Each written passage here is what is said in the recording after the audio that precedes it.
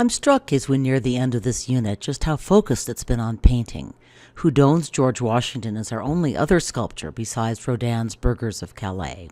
It's actually a little hard to know where to place Rodin in this course, especially now that we've moved Impressionism to our next unit. In this statue, not a required work, but a good introduction to Rodin, you can see both the realist and the impressionist influence in Rodin's work. He strove to capture musculature and movement realistically, and yet his sculptures reveal a fascination with the play of light on surfaces. Art historians sometimes describe Rodin as the most important sculptor since Michelangelo, and certainly he was heavily influenced by Michelangelo's work, especially the unfinished slave statues shown here.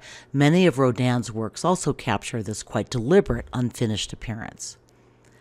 Here's one of Rodin's most famous and at the time most controversial sculptures.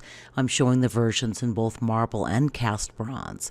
The Kiss was part of Rodin's huge Gates of Hell project, which you read about all too briefly in your homework.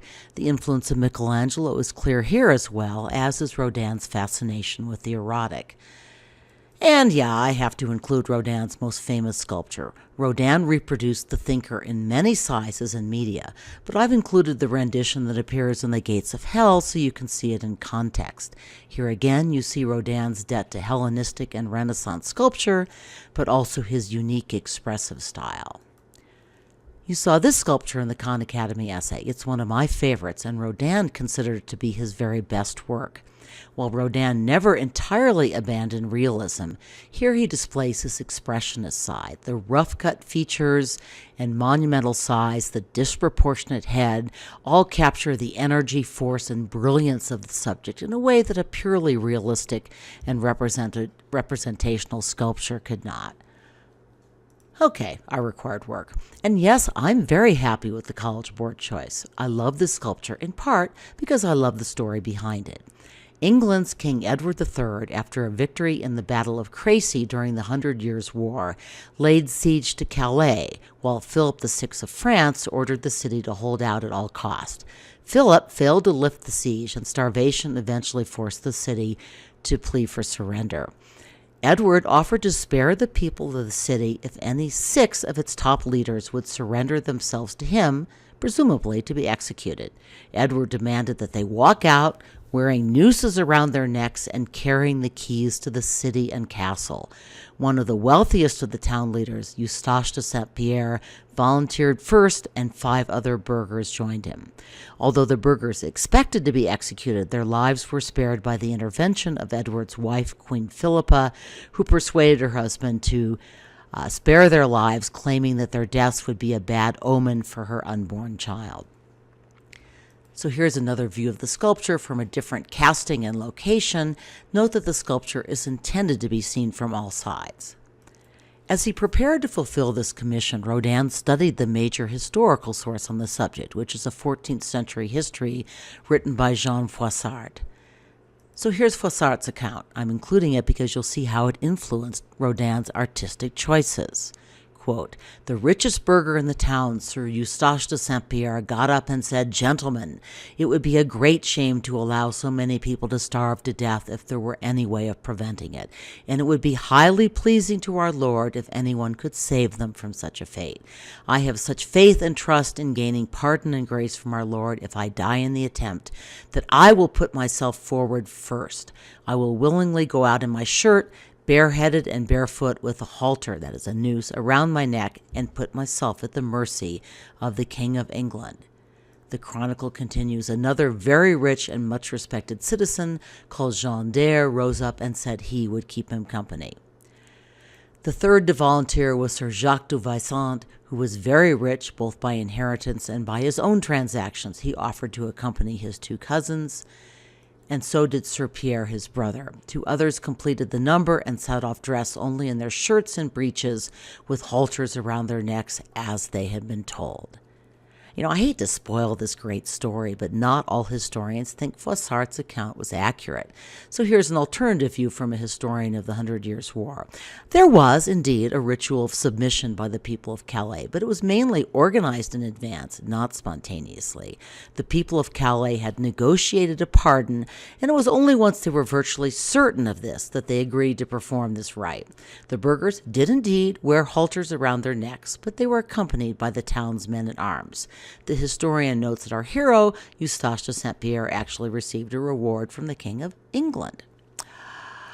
Which is not to say that the town fathers... Oops, I think I skipped a slide here. At any rate, this was the account that Rodin knew and the town fathers of Calais knew. But this is not to say that the town fathers were happy with the statue they received. Rodin broke with tradition by placing his cast bronze sculpture on a low pedestal to bring the burghers face to face with the people of Calais. Rodin's explanation for this was that he wanted the viewer, quote, to penetrate to the heart of the subject. At ground level, the figure's positions lead the viewer around the work, but his patrons vehemently disagreed. And in fairness, they may have had some reason to complain. The sketches and preliminary plaster model, or maquette, that Rodin submitted to win the commission looked quite different from the final product. But Rodin kept thinking and rethinking the work. Here's the second maquette, which more closely resembles the work as finally cast. And here is the Calais Committee's initial response. I quote, "This is not the way we envisaged our glorious citizens going to the camp of the King of England. Their defeated postures offends our religion. The silhouette of the group leaves much to be desired.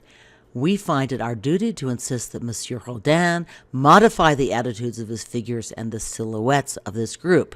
Basically, the committee was arguing that sculpture broke with the traditions laid down by the French École des Beaux-Arts, including the adoption of a pyramidal structure that emphasized the most important figure or figures on top.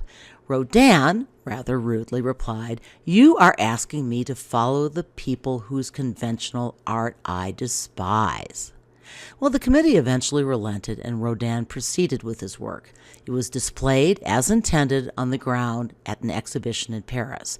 The town fathers of Calais, meanwhile, placed their cast of the burghers on a high pedestal and banished it to a remote corner of the city. But in 1926, the city of Calais reinstalled the sculpture on a low pedestal and moved it to a place of prominence in front of the town hall, where it stands today. If you're wondering why this setting looks different from the required image, it is. French law permitted 12 lost wax bronzes to be cast from Rodin's original plaster model. The first one you saw was cast for the gardens outside the palaces of Westminster. This one is the version in Calais. So here's a question that requires us to jump ahead of where we are in our history.